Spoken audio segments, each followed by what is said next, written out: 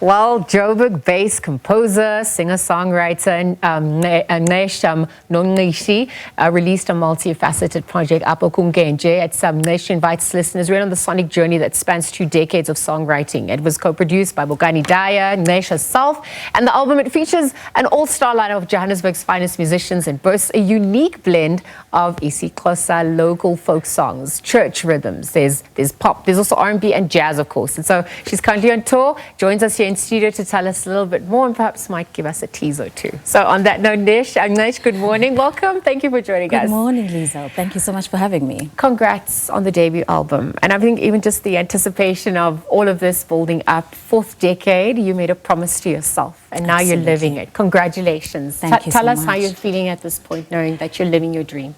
It feels really good. I don't want to lie. I didn't think I would end up doing this, just because, you know, you end up being so fearful of putting your gift out there, so self-conscious.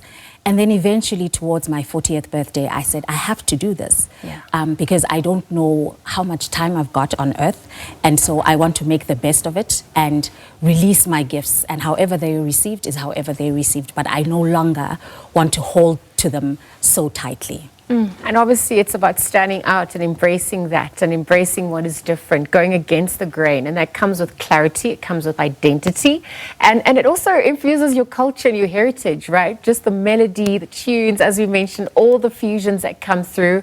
How intentional were you about, relaying that through your music and your debut? Yeah, I don't think I was intentional as much as that song, that kind of music and those songs live in me anyway. I come from the Eastern Cape, and so I grew up listening to church music. I grew up listening to folk songs within the area. And so there was so much music already inside of me that I didn't have to be intentional. I just needed to listen to the music coming through and eventually decided to release my album, Apho Kungenje, in 2024. Yeah. And when it comes to collaborations, working with Mthunzikazi, some of the other artists as well, how did that come about? Was it just an alignment? Was it the right place, right time? Did you seek them? What was that journey like for you? Yeah, I think once I realized that this was really something I wanted and needed to do in order to survive, I then just looked around me. Who are the people that I know, and reached out to people to say, I've been wanting to do this. Can you join me? In some instances, it was quite organic that I would go to a show. Johannesburg has got a rich live music scene, and so if I spotted someone, I'd invite them onto the project. And so eventually I had this beautiful collective of people who supported me, who wanted me to do well, and yeah, that's how all of this happened. Yeah, I mean, Bongani Daya as well, featuring them, you're working with them. Tell us a little bit more about how that would have also come about. What did that bring to the creative process as well? Yeah, Bongani is incredible. I know you guys have featured him. Absolutely. Yeah, he's an incredible producer. He held my hand because this was my first time venturing into the space. I'm essentially a songwriter more than anything else. And so to share that music, you are in a very vulnerable space of saying, this is what I've been thinking about. These are the things that I feel that I want to share. And so I needed both Bongani as well as the musicians to be people who were open to me being vulnerable in that way and really wanting the music to succeed, because that's what matters most, even more than us as the people who are creators. No, absolutely. And I mean, just going back to earlier on, you alluded to your upbringing, being from the Eastern Cape and the sounds that would have influenced you, melody lived through you, but your upbringing and sort of the experiences that you underwent, how is that messaging reflected through your work and your artistic journey as well? In many ways, you know, the kind of music that we have, folk music, isiXhosa, often reflects on what is happening within society. And I do the same thing, and this is something that is in my lineage, you know. Often songs are either reflecting on social ills or celebrating certain things that are happening.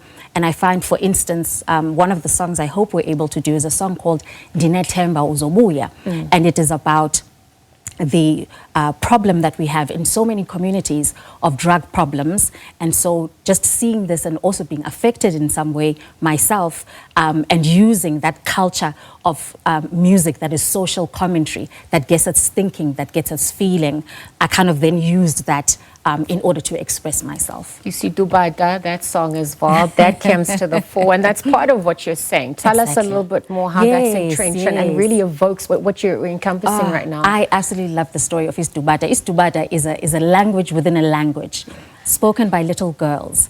People might be familiar with it. I wrote a song called Lodom Shadabada.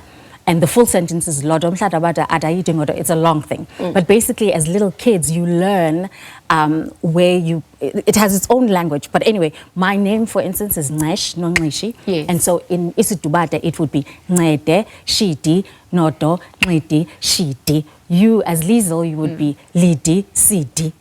And so the language is to confuse people. It's a little secret thing that you learn as an 8, 9-year-old in order to gossip about other people. And so I wanted to incorporate that because that's also very much in my blood. If anyone comes to me and they say, Modolodo, Udunjadaniti, I know exactly what they're saying. And so there's a generation, it's a pity, I think it is getting lost, but there's a generation who know Isdubada like this. And so when it came to me as I was writing the song, I just felt like this absolutely belongs here because, yeah, the music is about me and and the community that I come from. Yes, and I mean, you're representing them now, you're having these stories told, and this is the importance of being a cultural custodian, but also just a healer. And when we look at where we are as a society, what still gives you hope when you have the power to heal, to connect, remind us of who we are? What also gives you, what also makes you sleepless at night? Whew. There is so much. I think, let me start with the sleeplessness and then with the hope. I think sleeplessness is the state of our country. When we think of landlessness in this country, when we think of anti-Black racism, those are the things that I reflect on. Yep. I think what gives me hope are the people who fight regardless, the women who, for instance, with the song about drugs, I feel like the people who are affected the most are the mothers. And they find ways through church, through community, to push through. So that's where the hope lies. But I do think that in many ways we are being failed on many, many fronts. And there is a sense of hope. I think we're very resilient people, but there's only so far that resilience can take you. And so, yeah, I try as an artist, together with the people who are in my community, to think about these things and how do we actually end the circumstances that we find ourselves in.